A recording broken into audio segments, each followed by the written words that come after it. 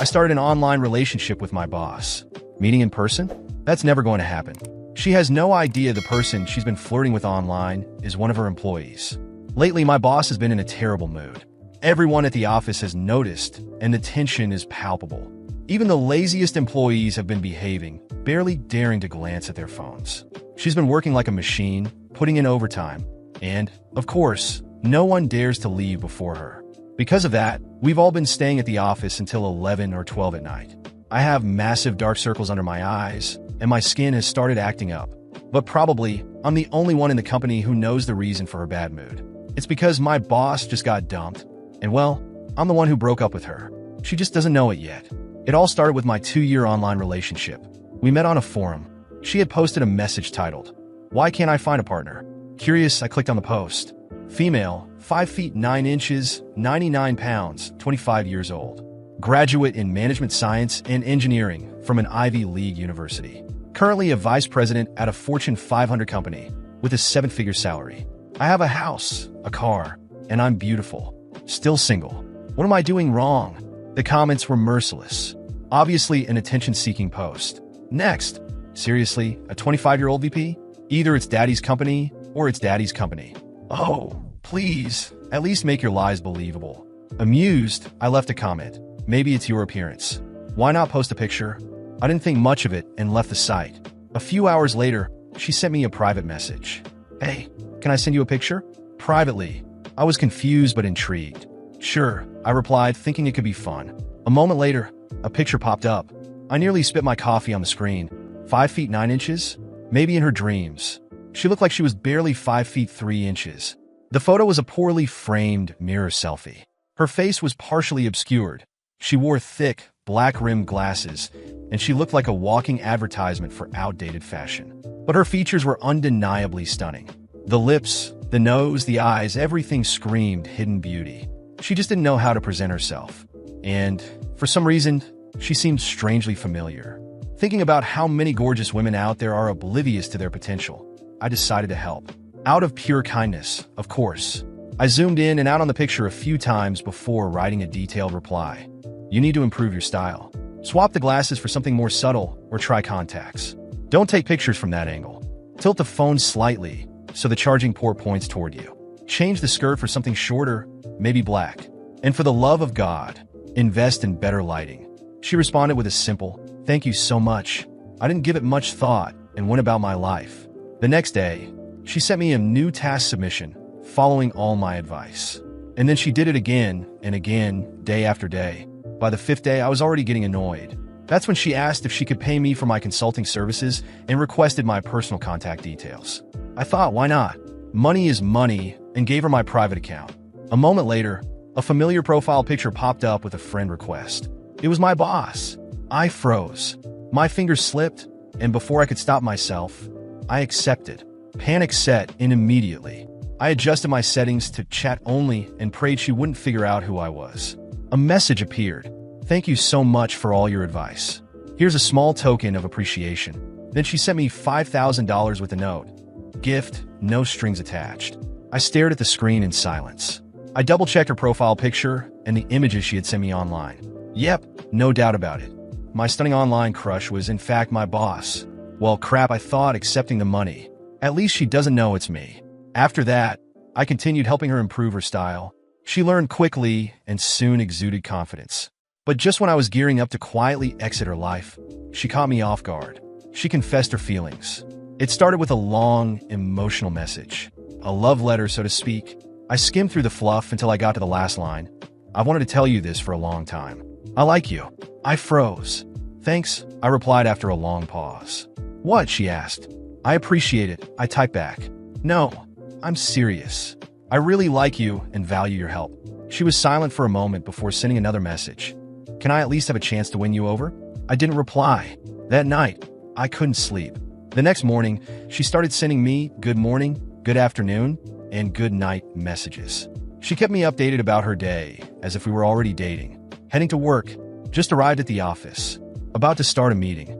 Her persistence was, to say the least, unique. I replied disinterestedly here and there, but it only seemed to encourage her more. A month later, things took an unexpected turn. I was scrolling through social media, admiring pictures of models, when I accidentally shared one of them with Aurora instead of my friend. Wow, she's gorgeous. I'd licked the screen. I wrote, followed by a video. She replied almost instantly with a question mark. By the time I saw the message, it was too late to delete it.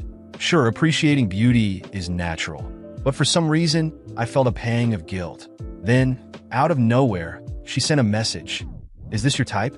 Attached was a video. It seemed freshly recorded at a gym. It wasn't the type of extremely muscular physique, but pale, smooth skin with a defined V-line disappearing just below the workout shorts. Up top, well, let's say it was pink. The person in the video seemed a bit shy. By the end of the clip, her face was completely red with embarrassment. I was mesmerized. Got more? Send me another. I replied immediately. She hesitated, but eventually sent a few more videos, each more stunning than the last. I'll admit, I was completely captivated by her beauty. Who could have imagined that my boss, always so serious and composed, could be like this in private? How to describe it? It was strangely thrilling. Just as I was enjoying it all, another message popped up. If you agree to be my boyfriend, I'll send you videos like this every day.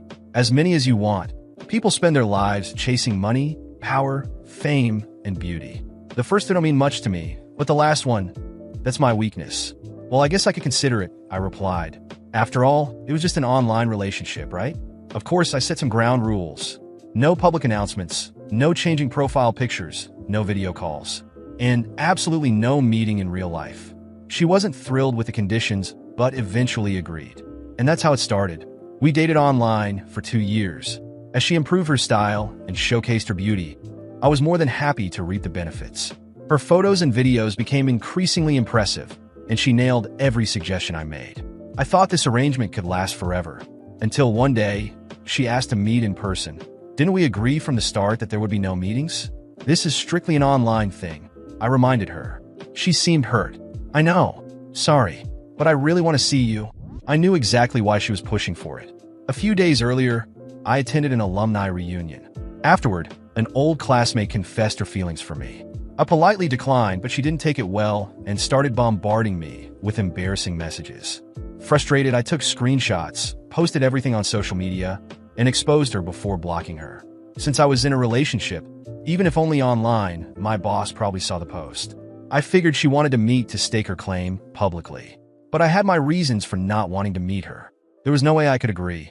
After avoiding her attempts for a week, I eventually got annoyed and ended the relationship. She was utterly devastated, like a deflated balloon. My phone wouldn't stop ringing with her calls. I sighed, placed the phone face down on the table, and ignored it. That's when Kenneth, my direct supervisor, called me over. Mason, take this proposal to Aurora. Kenneth's crush on Aurora was the office's worst-kept secret. Normally, he would find any excuse to see her, but lately, she had been in a terrible mood. The last time he tried to console her, she was so curt that he practically ran out of her office. I grimaced. Kenneth, isn't this a bit above my pay grade? Shouldn't you be doing this instead? Don't make me repeat myself. Fine. Even though I'd basically seen everything about Aurora online, meeting her in person was still nerve-wracking, especially at work, where she was known for being strict, sharp-tongued, and even intimidating.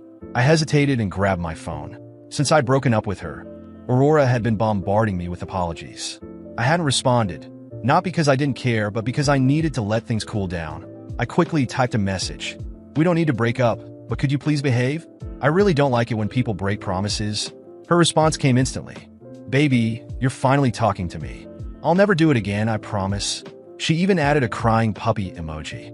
I sighed, mustering my courage before knocking on her office door. There was a brief silence before I heard her clear her throat and say, "Come in." Her reddened nose caught my attention as soon as I walked in. Had she been crying?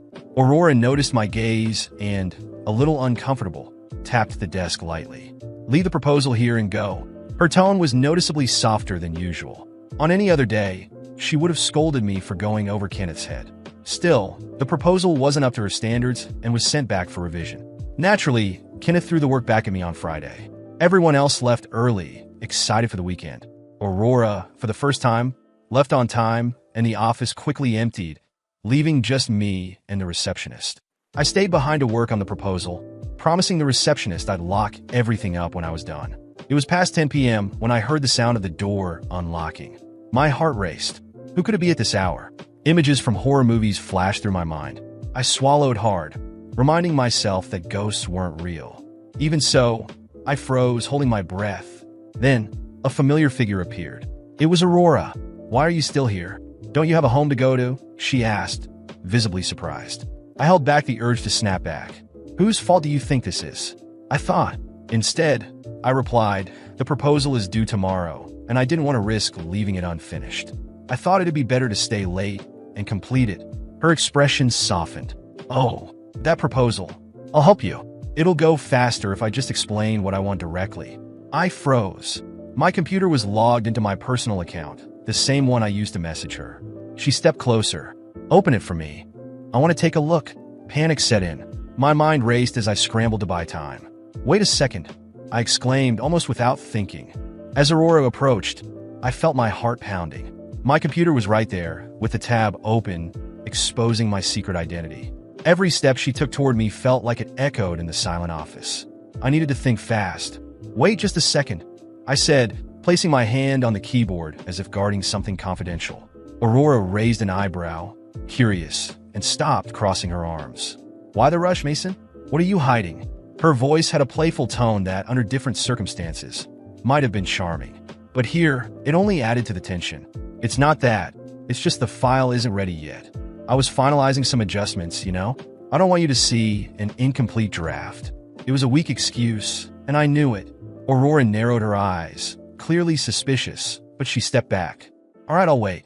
But be quick. I don't have all night." She moved to the desk next to mine and sat down, crossing her legs. Her presence was overwhelming, and every second felt like an eternity. I kept typing furiously, but my mind was elsewhere. How to get out of this without her finding out. I needed a distraction. "Aurora, are you sure you want to review this now? You look exhausted. Maybe we could go over it tomorrow with fresh minds?" It was a shot in the dark, but to my surprise, she let out a small sigh and uncrossed her arms. "You're right. I am tired, but I can't leave things unfinished. You know how I am." Her eyes met mine, and for a moment, it felt like there was something deeper in her words. While she spoke, I realized that her intensity didn't come just from work. It was something personal. Maybe it was about the breakup, or perhaps it was the pressure she put on herself. Either way, it gave me an opening. "All right, give me 5 minutes, and I'll send you a preliminary version to review at your convenience." I quickly opened another tab and created a fake draft with some generic ideas. It wasn't brilliant, but it would buy me time. She nodded, but her expression was still strange, as if she wanted to say more. "Mason, can I ask you something?" Her voice was low, almost hesitant, which was rare for her. Of course, I was expecting something work-related, but what she said next caught me completely off guard. "Why did you break up with me? Was it something I did? Was it me?" Her eyes locked onto mine, vulnerable in a way I'd never seen before. She wasn't the tough, confident boss anymore. This was Aurora, the woman I knew online, open and hurt. I felt a lump form in my throat. I could lie, come up with some excuse, but something in her expression disarmed me. "Aurora, it wasn't you. I felt like things were moving too fast. That maybe we crossed some boundaries we shouldn't have." She looked down, biting her lower lip. "I see. But you never gave me a chance to fix it. You just cut everything off suddenly. Do you know what that did to me?" I didn't know how to respond. There was no justification that could fix this. But before I could say anything, she stood up. "It doesn't matter. It's in the past. Let's focus on work, okay?" Her posture shifted back to the composed boss. But the way she avoided my gaze said this wasn't resolved for her. I handed her the improvised draft, and she reviewed it silently. Every time her eyes moved across the text, I braced myself for the worst. Finally, she spoke. "It's not bad. It could work with some adjustments. I'll send it to Kenneth as it is. Good night, Mason." She left without looking back, leaving the room in oppressive silence. I sat down, exhausted, staring at my computer screen. My secret identity was safe for now, but something told me it wouldn't stay that way for long. Aurora was perceptive, and I knew she wouldn't let things go as they were. She wanted answers, and sooner or later, she'd find out the truth. And when she did, I had no idea how she'd react. But for now, I just wanted to forget everything and go home. As I packed up my things, a notification popped up on my phone. It was a message from Aurora. "I still think you're hiding something, but whatever it is, I'll find out." I swallowed hard. I knew this wasn't just a simple suspicion. She was determined, and I was about to face the consequences of all my choices. The next morning, Aurora was different. She didn't glance at me, as she usually did, nor did she make her usual quick remarks about tasks. Instead, she seemed more reserved, almost calculating. That alone was a red flag. I spent the entire day with a gnawing feeling that something was about to happen, but I couldn't have guessed just how right I was. At the end of the day, as I was tidying my desk, I received a message from her. "I need to talk to you. Conference room now." The cold tone of the text was unusual, especially after the emotional tone of our recent interactions. I took a deep breath, bracing myself for the worst. When I entered the room, Aurora was sitting at the head of the table, a laptop open in front of her. She didn't look at me immediately, continuing to type for a few more seconds before finally raising her eyes. Her expression was a mix of bewilderment and suspicion. She closed the laptop with a sharp click and crossed her arms. "So, Mason," she began, her voice cold as ice. "Care to explain this?" I froze. "Explain what?" She picked up her phone, opened a file, and slid it across the table toward me. It was a compilation of messages, images, and videos exchanged between us during our 2-year online relationship. My advice, my responses, the photos she had sent, it was all there. But what stunned me was the fact that she had screenshots of my profile, something I had never sent her directly. "How did you get this?" I asked, panic rising. Aurora tilted her head, her eyes locked onto mine. "I'm a vice president at a Fortune 500 company, Mason. Did you really think I couldn't connect the dots? You were sloppy. A detail here, another there, and voila." She made a gesture with her hands, as if solving a puzzle. "Listen, Aurora, I can explain," I began, but she cut me off with a wave of her hand. "Explain? Go ahead, try. Because from where I'm standing, this is sick." She stood up, pacing the room as she continued. "You knew who I was from the start. And instead of being honest, you stuck around, pulling strings, manipulating me, watching me up close while pretending to be someone else. That's not normal, Mason. That's obsession." "It wasn't like that." I protested. "I never meant to manipulate you. I got caught in a situation that spiraled out of control. I never planned any of this." "Oh, didn't you?" She laughed, but there was no humor in it. "Then why did you continue? Why did you accept the money? Why did you let me be vulnerable, knowing I trusted you blindly?" I opened my mouth to respond, but the words failed me. Anything I could say felt hollow, like a flimsy excuse. Aurora wasn't just my boss. She was an intelligent woman who now viewed everything I had done in the worst possible light. "You know what this makes me think?" She leaned slightly forward, her hands braced on the table between us. "That you have a problem. A serious problem. You built this relationship with me, knowing who I was, and never stopped to think about the impact it would have on me when the truth came out." "Aurora, I care about you," I said, my voice heavy with emotion. "I know I made mistakes, but I never wanted it to end like this. I just wanted to be close to you." "Be close to me?" She let out a bitter laugh. "You were close to me the entire time, Mason. At work, in the halls and meetings. And yet you decided to create a version of yourself to deceive me. That's not care. That's control. I never wanted to control you," I said, trying to defend myself. "I fell for you before I even knew who you were in real life. When I found out, I was scared. Scared of losing you. Scared it would ruin everything. And it did, Mason." She sat back down, crossing her arms again. "I trusted you truly. But now, all I see is a man who crossed every boundary. Someone who turned what could have been something real into a twisted game of lies." I felt a lump in my throat. She had every right to be angry. I had made terrible choices, driven by fear and indecision. "So, that's it?" I asked, my voice barely audible. "It's over." Aurora stared at me for a long moment, her eyes scrutinizing every inch of my face. "I don't know, Mason," she said finally, her voice softer but still firm. "What I do know is that, right now, I need distance. I need to think about whether I can ever trust you again, or if everything you represent is just a reminder of how I was deceived." She stood up, picking up her laptop and heading toward the door. Before leaving, she paused and glanced over her shoulder. "One last thing, Mason. I truly hope you understand the impact of your choices. Because right now, I don't know who you really are." When the door closed behind her, the silence in the room was deafening. I sat there, alone, staring at the empty space and reflecting on everything. There was no undoing what I had done, but perhaps there was still a chance to learn from it. Aurora was right. My choices had led us to this point. And now, if I wanted to earn her trust again, it wouldn't be through words but actions. Or perhaps I simply had to accept that this was the end.